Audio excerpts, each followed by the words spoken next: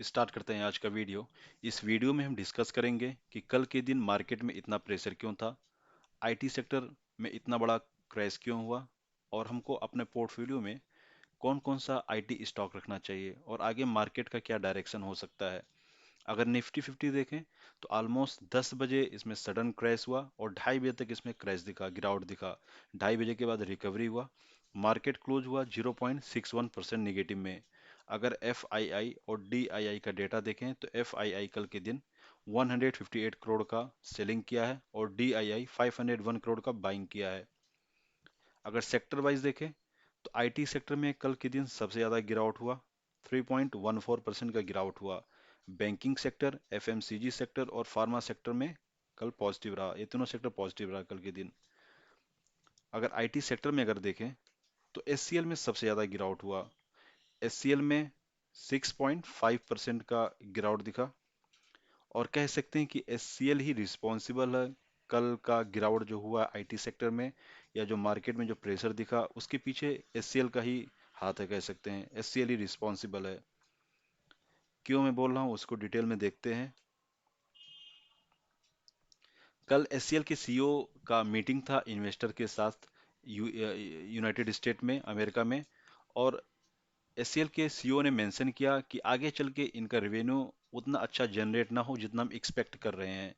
इस वजह से कल एचसीएल में 7% का गिरावट दिखा। और हम जानते हैं कि आईटी स्टॉक में पेंडेमिक के टाइम काफ़ी अच्छा, पेंडेमिक के बाद काफ़ी अच्छा इसमें मतलब बहुत अच्छा जंप दिखा।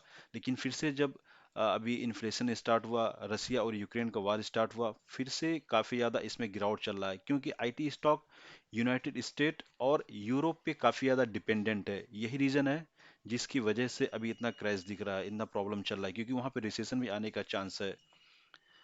तो यहाँ डिटेल में देखते हैं हम। ये देखिए कल के दिन एचसीएल के सीईओ ने इन्वेस्टर के साथ मीटिंग था उनका, और उन्होंने मेंशन किया कि हमारा जो रेवेन्यू है वो लोअर एंड आ सकता है। जो कंपनी का फोरकास्ट था जो कि 13.5 से 14.5% का था, उससे नीचे आ सकता है। पहले इनका फोरकास्ट था 12 से 14%, लेकिन बाद में इन्होंने चेंज करके 13.5 से 14.5 कर दिया। लेकिन अभी इनका कहना है कि इससे नीचे आएगा, इनका इनका रेवेन्यू इससे नीचे जनरेट होगा। कितना होगा नीचे वो उनका कुछ स्टेटमेंट नहीं, उन्होंने कुछ मेंशन नहीं किया, लेकिन उनका यही कहना है कि इससे नीचे आएगा। जिसके बाद मार्केट में काफी प्रेशर दिखा। और उन्होंने दो सेक्टर मेंशन किया जिसमें ज्यादा गिरावट दिखने का चांस है, बीएफएसआई सेक्टर और हाईटेक सेक्टर। बीएफ मतलब बैंकिंग फाइनेंशियल इंश्योरेंस सेक्टर में इनका कहना है, और हाईटेक सेक्टर में। आप जानते हैं कि आईटी सेक्टर में जो भी आईटी कंपनी है उसका बैंकिंग, इंश्योरेंस, फाइनेंशियल सेक्टर से कह सकते हैं बहुत ज़्यादा काम रहता है, काफ़ी ज़्यादा प्रोजेक्ट रहता है इन सारे सेक्टर पे। तो अगर बैंकिंग सेक्टर पे अगर बैंकिंग सेक्टर पे मतलब बैंकिंग सेक्टर की वजह से अगर कम अर्निंग होता है एचसीएल में, तो इट मीन्स कि और भी आईटी कंपनी के ऊपर भी इसका इम्पैक्ट आएगा, उन कंपनियों का भी कम अर्निंग होगा। क्योंकि हर IT companies mostly banking sector का स्टॉक है ही हर कंपनी के पास। तो कह सकते हैं कि सभी, अगर ऐसा होता है तो सभी आईटी सेक्टर इससे इम्पैक्टेड होंगी। तो इस वजह से सभी कंपनियों में गिरावट दिखा। अगर आप देखना चाहते हैं तो एलटीटीएस का अगर आप देख लीजिए, यहाँ पे एलटीटीएस का, यहाँ पे देखिए बैंकिंग सेक्टर से इनका 32% का इसमें रेवेन्यू जनरेट होता है, इंश्योरेंस सेक्टर से 14%, और हाईटेक अगर देखें तो यहाँ पे 12%। तो अगर तीनों अगर मिला लें तो मोर देन 50% का रेवेन्यू जनरेट होता है इन तीनों से। अगर ये तीनों सेक्टर अगर इम्पैक्टेड होती हैं तो इट मीन्स कि 50% रेवेन्यू ऐसे ही इम्पैक्ट हो जाएगा, 50% रेवेन्यू पे इम्पैक्ट होगा। तो इस वजह से इतना ज़्यादा गिरावट दिखा। और जैसे ही ये न्यूज़ आया उसके बाद ब्रोकरेज जो है उनका भी स्टेटमेंट आना स्टार्ट हो गया। इसकी वजह से और ज़्यादा गिरावट स्टार्ट हो गया। आप यहाँ पे देख सकते हैं क्रेडिट स्विस का फिर स्टेटमेंट आ गया कि टॉप इंडियन आईटी स्टॉक्स में भी ड्रॉप 10 to 27%, और एचसीएल सबसे ज़्यादा वर्स्ट, मतलब इसका इम्पैक्ट आएगा, सबसे गंदा इसी में गिरावट होगा। तो जितनी भी इंडिया की टॉप आईटी स्टॉक्स हैं उसमें 10 से 27% का गिरावट हो सकता है, ये कहना है क्रेडिट स्विस का। तो इसकी वजह से और ज़्यादा मार्केट में प्रेशर दिखा। कल के दिन मैंने ऑलमोस्ट 10 बजे ट्विटर पे अपने अपडेट कर दिया था कि मार्केट में गिरावट क्यों हो रहा है, आईटी एससीएल में इतना ज़्यादा गिरावट क्यों है। यहाँ पे आप देख सकते हैं, इवन कि मैंने कुछ देर बाद इंस्टाग्राम पे भी अपलोड कर दिया था, तो आप चाहें मुझे फॉलो कर सकते हैं ट्विटर पे। तो डिस्कस करते हैं नेक्स्ट पॉइंट। और आप जानते हैं कि जो भी इंडिया की आईटी कंपनीज हैं वो यूएस के रिटेल कंपनीज पे काफ़ी ज़्यादा डिपेंडेंट हैं। तो कल कोस्टको का कल रिजल्ट आया, जो कि एक रिटेल कंपनी है वहाँ की, अमेरिका की। उसका रिजल्ट खराब आया है। इवन कि वॉलमार्ट का रिजल्ट खराब आ रहा है। तो यही एक रीजन है जिसकी वजह से इंडिया के आईटी कंपनीज में इतना ज़्यादा गिरावट है। पहले से आप जानते हैं 30 to 40% का आईटी सेक्टर में गिरावट है। तो हमको नहीं लगता कि अभी और ज़्यादा गिरावट होगा। मैक्सिमम कह सकते हैं 10% का और गिरावट हो सकता है। तो अगर आप लॉन्ग टाइम इन्वेस्टर हैं तभी आईटी स्टॉक में बाई कीजिएगा, अदरवाइज आप थोड़ा सा दूर रहें, मेरा कहना यही है। क्योंकि इसमें अभी भी कह सकते हैं एक दो क्वार्टर तक और इसमें हो सकता है आपको अच्छा रिटर्न ना मिले, अप डाउन होता रहे बार बार। तो अगर आप पूछें कि हमको कौन कौन सा स्टॉक रखना चाहिए आईटी का, तो यहाँ देखते हैं। मेरा कहना है कि इन दोनों में से किसी एक को हम रख सकते हैं। ये मेरा सजेशन है, रिकमेंडेशन नहीं है। मैं रिकमेंड नहीं कर रहा हूँ कि ये रखना चाहिए। अगर मुझसे कोई कहे कि आप कौन रखेंगे, तो मैं बता रहा हूँ कि मैं इन दोनों में से कोई एक रख सकता हूँ।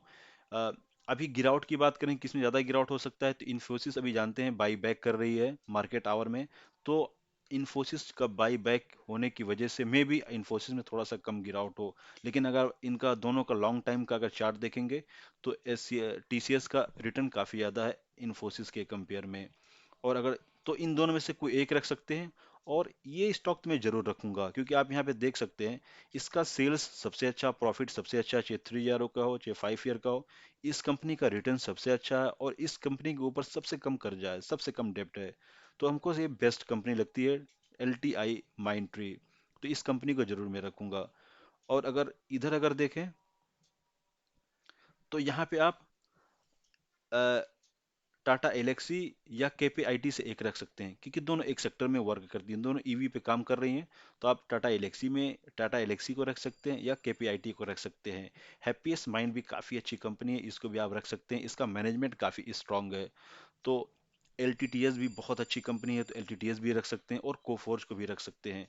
तो आपको डिसाइड करना होगा, टाटा एलेक्सी, केपीआईटी में से कोई एक रख सकते हैं, एलटीटीएस को रख सकते हैं, और हैप्पीएस्ट माइंड को चाहें तो भी रख सकते हैं, स्मॉल कैप मतलब छोटी कंपनी में अगर चाहें तो ये पूरा मेरा यही सजेशन है कि इनमें से कोई एक सजेस्ट कीजिएगा, क्योंकि इनमें ग्रोथ काफ़ी अच्छा है। अगर आपका विप्रो आप, हम तो ये कहेंगे विप्रो से आप दूर रहिए, एचसीएल से आप दूर रहिए। क्योंकि एचसीएल का अगर आप लॉन्ग टाइम का अगर आप चार्ट देखेंगे, अभी मैं हटा दिया हूँ। एचसीएल का अगर लॉन्ग टाइम का अगर आप चार्ट देखेंगे, तो इसमें काफ़ी कम रिटर्न मिला है। ये देखिए, 5 ईयर का अगर आप देखेंगे तो जस्ट 130% का इसमें रिटर्न मिला है 5 ईयर में। अगर मैक्सिमम देखेंगे, ये कंपनी ऑलमोस्ट 2000 में रजिस्टर्ड हुई है, 2000 से अभी तक मतलब 22 साल में खाली 741% का रिटर्न मिला है। मतलब बस आपका पैसा 8 गुना होगा पिछले 22 साल में। तो अगर आप एल टी आई एम का अगर आप मैं आपको दिखाऊं, L T I am L T I am अभी न्यूली रजिस्टर्ड हुई है ये। अगर 5 साल का अगर इसका चार्ट देखें, तो 5 ईयर में 323% का इसमें रिटर्न मिल चुका है। इवन की केपीआईटी देखें, उसमें और अच्छा रिटर्न मिला है। और टीसीएस इन्फोसिस को कोई एक रख सकते हैं, डिफेंसिव कंपनी है, धीरे धीरे चलेंगी, लेकिन आपका ज़्यादा लॉस भी नहीं होगा उस कंपनी में। तो आपको ऐसे पोर्टफोलियो बनाना चाहिए, बहुत डिफेंसिव कंपनी में नहीं रखना चाहिए, लाइक विप्रो, उसमें काफ़ी ज़्यादा गिरावट होता है। एचसीएल का अगर आप देखेंगे, कोविड के टाइम में उसका जो प्राइस था, उस 400 रुपये तक इसमें गिरावट हो गया था, 400 रुपये तक आ गया था, और फिर से अभी चला गया था 1200-1300 रुपये, और फिर से गिर के आ गया है। बीच में आ गया था 850 के आसपास। तो काफ़ी ज़्यादा वोलेटाइल है, काफ़ी ज़्यादा गिरावट होता है उसमें, और रिटर्न काफ़ी कम मिलता है उसमें। तो बेस्ट यही होगा कि जो ज़्यादा मोमेंटम स्टॉक है आईटी में, उसमें रखना, बाई करना चाहिए। केपीआईटी हो गया, एलटीआई हो गया, और एलटीटीएस हो गया। एलटीटीएस आप देख रहे हैं मार्केट लीडर है, पहले LT Tata Elxsi market leader थी, अभी एलटीआई हो गया है, एलटीटीएस हो गया सॉरी। तो एलटीटीएस को आप रख सकते हैं, कोफोर्ज को रख सकते हैं, केपीआईटी और टाटा एलेक्सी में से कोई एक रख सकते हैं, और चाहे हैप्पीएस्ट माइंड भी रख सकते हैं। तो ये video just for educational purpose था, ये मेरा रिकमेंडेशन नहीं है। कोई भी कॉल लेने से पहले आप एनालिसिस कीजिए या अपने फाइनेंशियल एडवाइजर से चेक कीजिए। Okay, bye bye, take care.